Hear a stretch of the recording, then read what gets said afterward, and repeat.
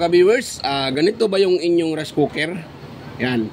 Na pag inyong ino-on, hindi pa nga naka-on, hindi pa nga binababa, naka-on na kaagad.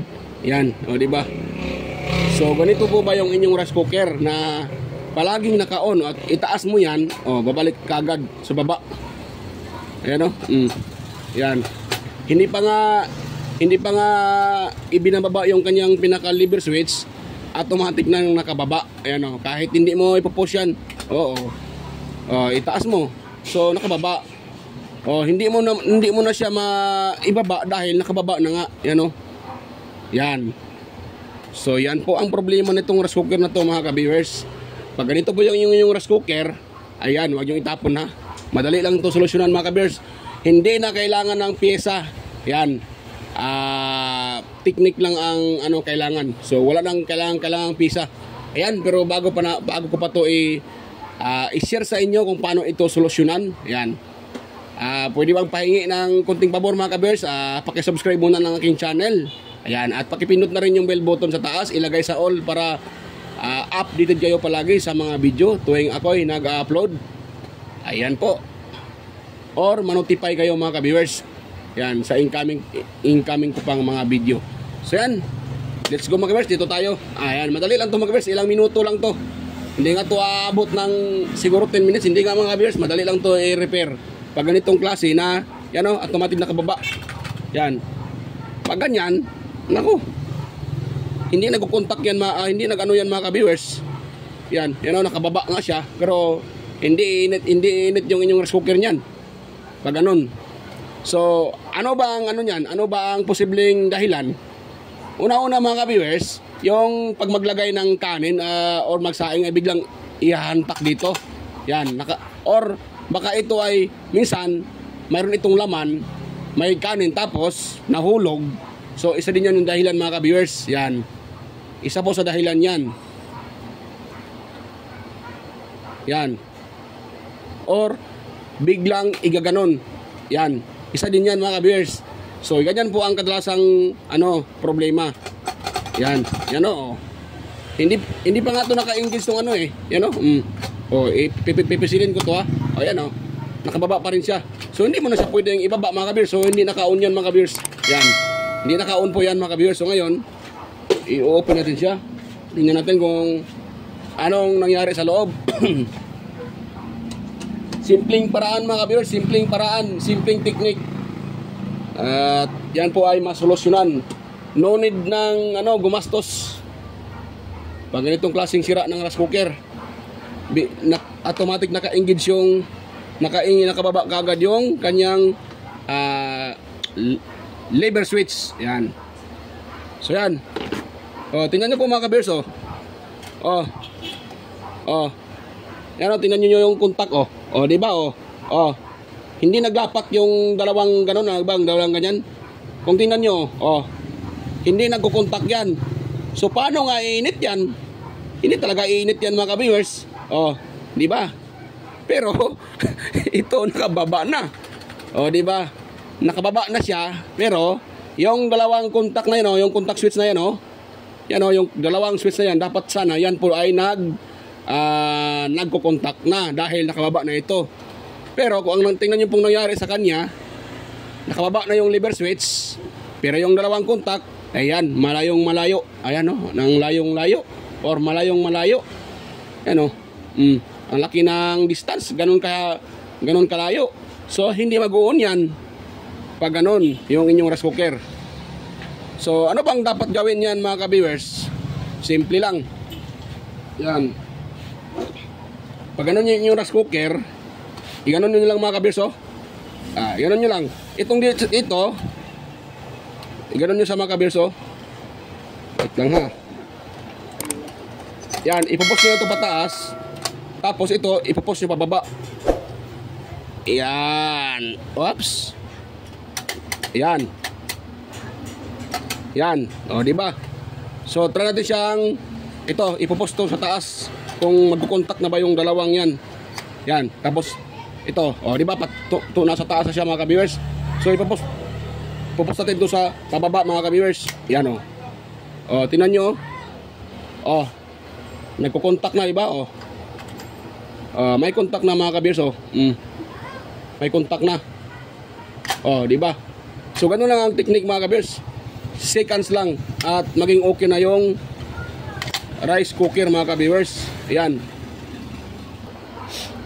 So yan mga ka-viewers, ganun lang. So wala na kayong ibang ano mga ka-viewers. Wala na kayong ibang gawin. So ganun lang yung technique para bumabalik ito sa kanyang setting or sa ganun, no. Dapat nasa taas yan palagi mga ka-viewers. Oh, 'di ba? Kanina kahit hindi ko pa ito pinupost sa taas, pero ito nakaganon, 'di ba? Nakita nyo naman kayo, nakaganon yun sa baba. Ayan. So ibig sabihin, hindi mo na yun matawag diyan, hindi mo na yun ano mga ka-viewers, hindi mo na siya tulak na baba dahil siya mismo bumaba na. At itong dalawang kontak na yan ay kahit nakababa na ito kanina, malayo ang kanyang distansya, so hindi mag-o-on yan, you know? Pero ngayon, tinan nyo po, itutulak ko siya. Ito itutulak ko din pababa. Tinan nyo po yung kontak kung ano nangyari, di ba? Naglapat na yung dalawang kontak, gumagano na, gumagano na siya mga ka-viewers. Nagko-contact na yun siya ng maigi. Kanina wala yun eh. Yan, di ba? So ganun lang kasimple mga ka-viewers, walang gasto, di ba? Yan naghiwalay uli. So i-on ko siya uli, bababa ko. Ayan tingnan niyo po. Di ba? Ganun lang kasimple. Hindi na need na may pisang palitan, hindi na kailangan mga ka-viewers. Yun lang ginagawa ko. Ano lang niyo lang ito. Ganun niyo lang, di ba nakababa to? Ipaganyo niyo pataas, tapos ito itutulak niyo pababa. Yan. Yan, tutulak niyo lang pababa, tapos ganun yung pataas, diba ito? Ganun yung pataas itong kanyang lever switch. Tapos itong sa loob, itulak nyo pa baba. Yan, hanggang mag-level, yan, babalik sa normal. Tulad yan, normal na. Kanina, hindi pa nga siya na pinopost, nakaganon na siya, Yan, nakaganon na. Yan. Diba? Simpleng solusyon. Yan.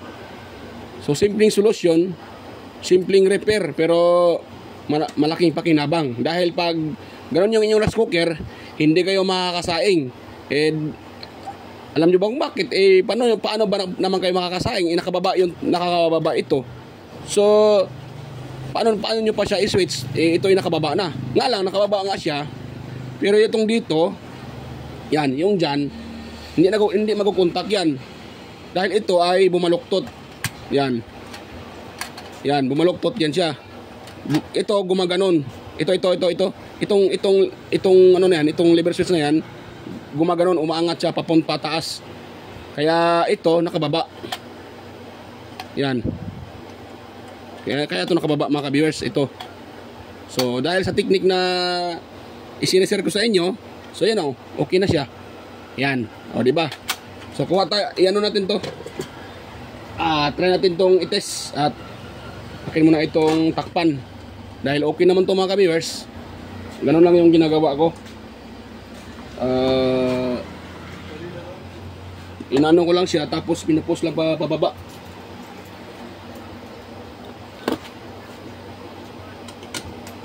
Yan. So kailangan nyo lang technique lang ang kailangan mga ka-viewers. Yun ang kailangan dalhin pa sa technician.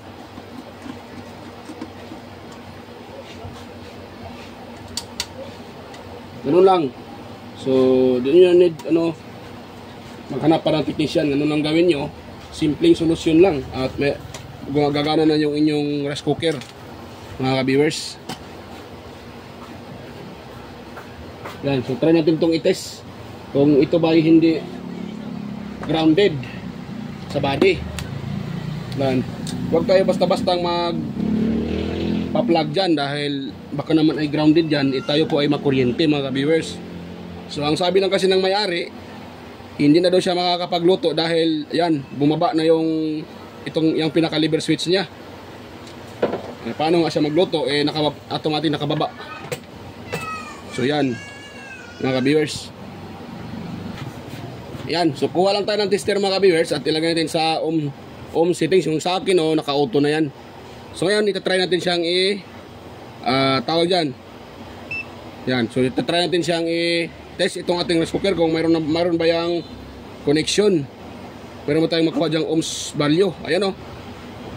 Meron tayong nakuha ang 150 ohms, 150 ohms. So good na po yan mga ka-viewers. Pero nagtataka ako bakit meron na siyang reading kaagad. Ayan o, 159. Hindi pa nga ata ito naka-on eh. Yan, hindi pa naka-on. May reading na kaagad o. Yan, hindi pa nga naka-on. So siguro may problema pa ito mga ka-viewers. Yan o, hindi pa nga naka-on yan. Nakataas pa yan. Pero tingnan nyo, meron na siyang reading kaagad. Ayan o. May Y152 o 150 51. Yan o. So dapat walang reading yan mga ka-viewers. Yan, so kailangan natin siyang i-open uli mga ka-viewers. Dahil pag ganyan yung rice cooker, ayan, gumagana nga yan. Ang problema lang, susunugin yung inyong kanin mga ka-viewers. Dahil hindi pa nga naka-on yung kanyang pinaka or magluloko yan. Dahil hindi pa naka-on itong pinaka lever switch, meron na reading kaagad. So ano ba ang rason bakit may reading yan? Walang iba mga ka-viewers, walang ibang dahilan, walang ibang may problema dyan, kundi ito. Yan o, yung thermostat na yan. So tingin ko may problema din yan. So dahil, bakit ko ba nasabi yan? Dahil sa ilang bisis ko nang nagre-repair mga ka-viewers, yan, hindi naman tayo sa nagmamayabang. Ilang bisis ko na nakaka-repair, naka-encounter ng ganitong senaryo na kahit hindi pa nakababa itong lever switch, nagkakaroon na siya ng reading. So kadalasan, yan po ang may dahilan. Yan po ang may problema. Pag ng rice cooker nyo ay mayroong ganito na thermostat. Yan o, thermostat yan eh. So ano bang solusyon dyan? So tulad sa mga video ko, yung mga iba kong video na sinulusyonan ko yung mga ganong problema. So paano ba gawin yan? Ganito lang mga ka-viewers Yan, ganito lang gawin yan. Akala ko yun ang problema.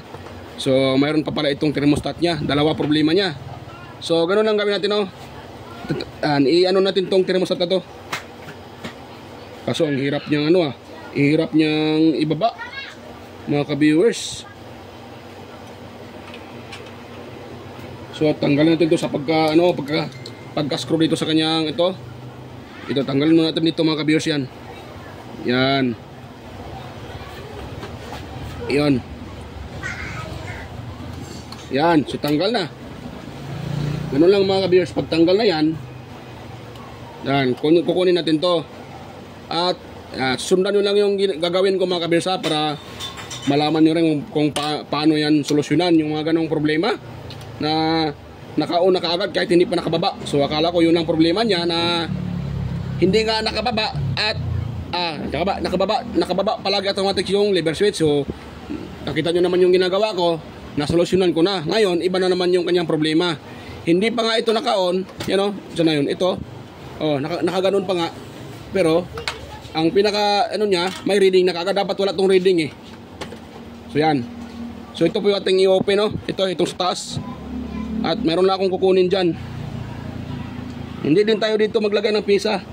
Kung hindi, mayroon tayong kukunin na pyesa para ito ay gagana mga ka-viewers. Yan. Medyo mahirap to mga ka-viewers Yan.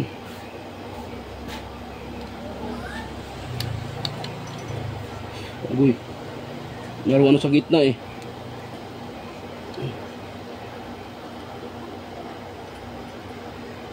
Yan.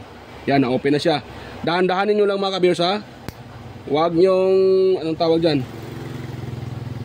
Huwag nyo siyang mga ka-viewers, huwag nyong biglain, dahil pag yung puti na kita nyo yan, yung parang puti na porcelain, yung parang pag patapahaba, pag yan po ay nahulog, patay na, hindi nyo na ma-repair yung thermostat. So dapat ito dahan-dahan. Yan, natin siyang dahan-dahanin lang.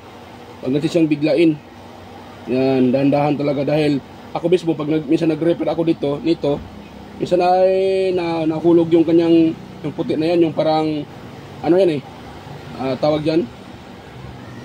So nahuhulog yan, kaya ginandahan ko talaga.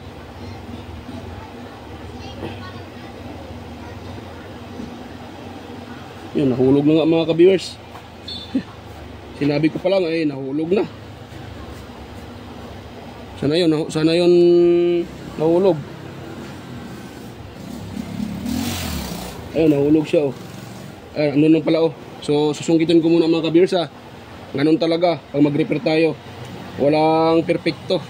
Pero kahit ganun dapat nating iisipin kung paano natin i-repair yung ating i-repair at hindi masasira.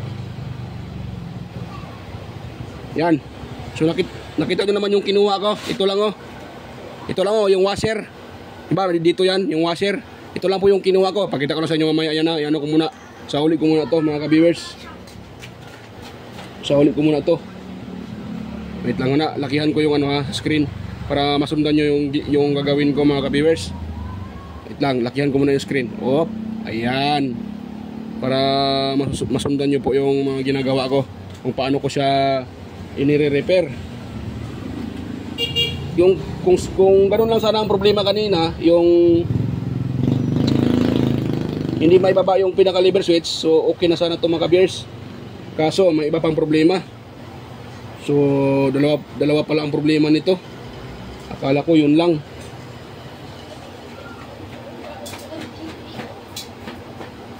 Kaya uy, nahulog na uli. Nahulog ba? Na ano siya uli? Sa baba. At wait lang muna. Sungkitin ko muna mga ka-viewers ha. Kagbuang tong ano na to ha.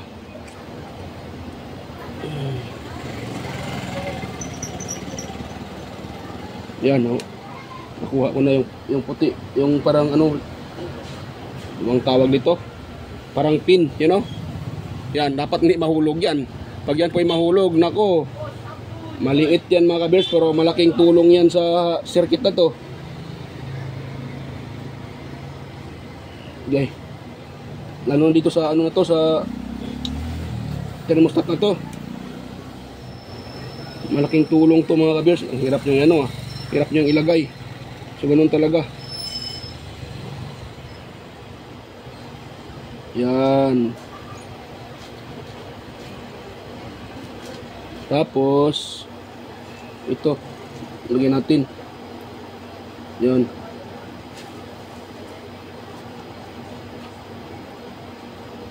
Yun. Ayun. Di ba nahulog? Ayun, nandoon siya oh. Ayan oh. Oh, nandoon siya. So, ito, mga ka-viewers ha. Ituturo ko sa inyo. Pihitin nyo siya. Pihitin nyo siya hanggang may-marinig kayo na gumaganon. Gumaganon. Ibig sabihin, nag-ano na yan siya, nag-reset na. Pero huwag kayong titigil. Ikikutin nyo pa ng bahagya, konti. Yan. So, ganito lang oh. Yan oh. Yan. Ikot pa. Wala pang lumalagitik. Ikutin pa natin. Yan, may lumalagitik na. Gumaganon. So, huwag muna natin siyang i-stop. Ikutin pa natin ng bahagya. Yan. Ayun. O, yan. Pwede na yan mga ka-viewers. So, ganon. O, pakita ko sa inyo. O, diba? O, lumayo na yung kontak ko. Ayun o. O, lumayo na yung kontak na yan. Dapat, hindi mo na magkakontak yan. O, diba? O, ganoon lang kasimple mga ka-viewers. O, dapat hindi magkukontak yan. Dapat lumis muna yan. So, ganoon yung kanyang setting. Pag ito ay, ano mga ka-viewers? Yan. Pag okay itong kanyang thermostat, hindi pa nag-engage. Dapat ganoon. So, yan mga ka-viewers. O, sauli ko na to. Para matapos na tayo dito. So, naman yung kanyang screw, kaguwang na. Nakalimutan ko tuloy kung saan ko nailagay yung kanyang screw mga ka-viewers. Paktay. Paano ito ngayon mga ka-viewers? So, yan ako muna ito mga ka-viewers. Dahil hindi ko alam kung paano. Ayan, yung kanya, sana yung screw. Ito pala ito. So, sa ano ko muna.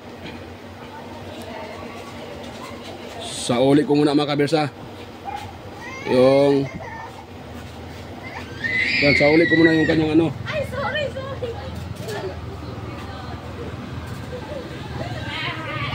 Yan, sauli ko ito mga kabis, oh. Yan, oh. Yan. So, sauli ko muna yung screw mga kabis para matapos na tayo dito.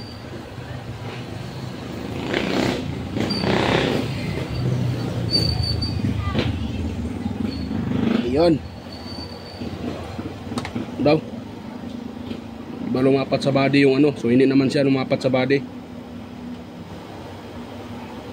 Yan. Di ba? Okay na yan siya. Okay na yan mga ka-viewers. Okay na yan siya. Yan. Higpitan pa natin ng bahagya. Ayun. Ayan. Okay na yan.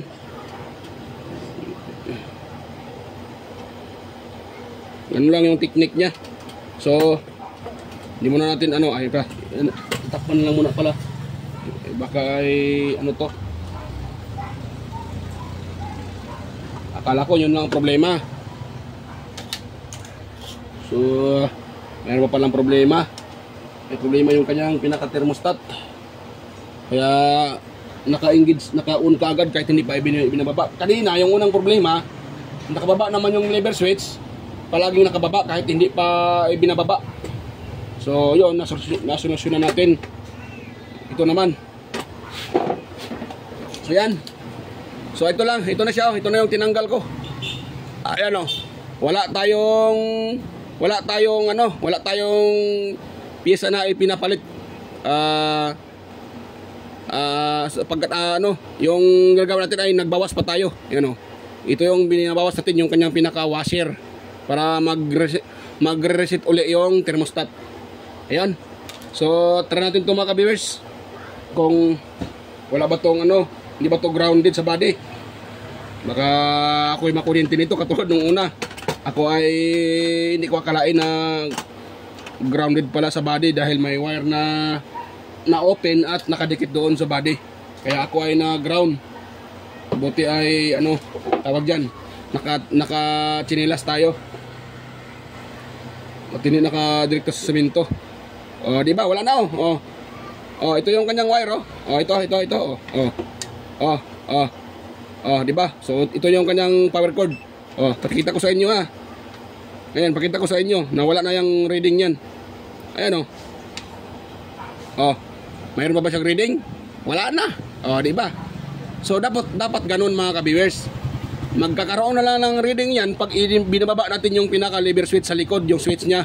Yan. So try kong ibaba yan para makita nyo. So ito yung kanyang lever switch na yun. Ito. Ayan, wait lang. Paano ito ngayon? Taligol. Ayan sige, nakaano pala mga ka-viewers Yan, tinan nyo po yung yung aking tester. Ayan Yan lang ko muna ilagay dahil hindi ko mabitawan. Ayan wait lang At ito ay ko. Ayan may reading na, di ba? Ayan tinan yung tester ko, mayroon siyang 150 ohms. Yan, pag binitawan ko to, ayan nawala. Nawala, di ba? So goods na yan mga ka-viewers, ganun lang kasimple. Yan. So ngayon, dito na tayo sa ito hulog pa sana yung ko. Pagbuwang na. Yan. Dito tayo kung wala ba siyang ground mga ka-viewers. So dyan lang muna aking tester. Wait lang. Yan. Dito tayo. Itong isang test prod dito sa kanyang plug. Yung isa naman ilagay natin dito sa body. Dito Yan. So wala. Dahil wala naman nakalagay na So milliohms lang nakalagay o million ohms. Wala nakalagay na K ohms. So pag mayroon, ibig sabihin grounded yan. So dito tayo sa taas banda mga viewers. Yun. So wala din siya. Wait lang Tapos kung pababa to. Yan. So yan, wala siya mga viewers, wala. So pwede natin ito siyang i-plug. Tingnan natin kung mayroon bang sa nahulog ang tester ko Natin kung magpapower yan mga ka-viewers or iinit yan. Yan. Tapos ipopos natin bababa mga ka-viewers. Ganun to, ganun. Tapos ito iyon natin to, ito iyon natin. Ayan. Ayan o. Nakita nyo, ang red nasa baba. So good na yan. Tapos hintayin natin na iinit yung ano niya mga ka-viewers, yung kanyang pinaka heater or yung kanyang pinaka plate niya. Pag init na yan, so bibitawan na natin yan. Yan, pwede na yan. So mainit na yan mga ka-viewers. Kahit sandali lang, init na yan. So yan, mainit na siya mga ka-viewers. Yan, so mainit na. Oh, yan, okay na yan mga ka-viewers. Success na yung repair natin. At kung nakita nyo ay, nung ibinababa ko, bumaba din yung ilaw, nakasit sa warm. Pag ito ay tumataas, dyan din sa taas yung kanyang warm cook. Yan, pag binababa to, dapat magkukook yan. Ito sa red. O ito sa baba. O, itong red na to, cook yan eh. Pag ito po ay nakapitik pataas, dapat sa warm yan. Tulad yan, magwa-warm yan. Yan o, plug ko siya uli ha, para makita nyo na magwa-warm yan. O, di ba warm? Pag ibinababa natin to, o yan o, nasa cook yan sa red. Yan, nagkukook siya. Pag ibibitawan ko to, o sa warm. So, ganun lang ka simple mga kabers na malaman na okay yung rice cooker. So yan. So ito lang kasimple mga ka-viewers. Yan. So okay na yan mga ka-viewers. Okay na yan siya. So yan, bago pa tayo magtapos, mega loud shoutout pala sa inyo mga ka-viewers, sa mga silent viewers, organic viewers. Yan, at sa palaging sumusuporta sa aking channel. At ganun na rin sa mga palaging nagko-comment sa mga share natin dyan. Sir John Santiano, mega loud shoutout po. Sir Rani Trinidad, Sir Alex Paroni, ayan, mega loud shoutout po sir. Sir Ryan De Leon, si Sir Florindo Isidro, Sir John Mercado Jr., Sir Manuel Madocon, si Sir Ferdinand Lopez at sa kanyang dalawang anak na si Liam Oxy Lopez at si Jake Sian Jake Lopez, ayan. Mega loud shoutout po sa inyo mag-ama. At ganun din kay Sir Enmar Dizon, Sir Edgardo Jr. Rato, Sir Edgar Macam, Vicente Bibuso Bandiquillo, si Sir Beljan Calderon, Perderong Quillo, Emerald Quilyusa, Cesar Plistado, Anastasio Certisa, mega lang shoutout po Sir Anastasio Certisa, Sir Darmin, ayan, Sir Chris Legitimas, ayan. Salamat po Sir sa inyong walang sawang suporta, ayan, Sir Chris Legitimas.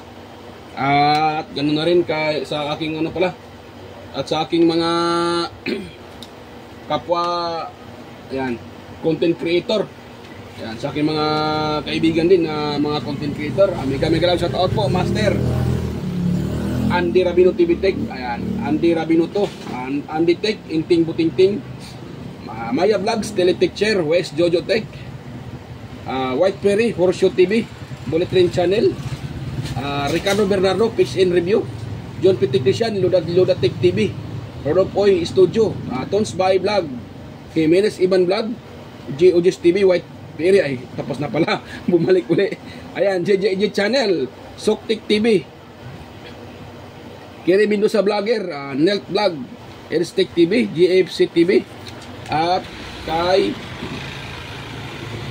Guido Flores Jr. Halin or aka Ballpen Teacher, vlogger ng Quezon City, Lynn Abani Lifestyle, Sibuan ng Amaw, Just Electronics Vlog, Mercy Werham, Amigos Amigas, Leotech, DJS Channel, Lex TV Official, Heros Flores Mix Vlog, Iconic Insight and Beyond, Denlins TV Vlog, Nana Tanan, Maskarang Vlogger, Aling Peps, Marco Francis 713 Mix Vlog, Podi Expert, Diosdado Vlog Channel, and Island Store Mix Vlog, kay Goyets Kalikot, ayan, may galang shoutout sa iyo Master Goyets Kalikot, at kay kay ganun din kay EQC TV, Kisnel Channel, 3M Vlog, Jinky Inok Vlog, GWG Ward, Bitoy Malana, Darwin Tech, Farmer Boy TV, Roger Cedric, Digidis Quanter, Digilin Mix TV, at si Toyota, yan, Toyota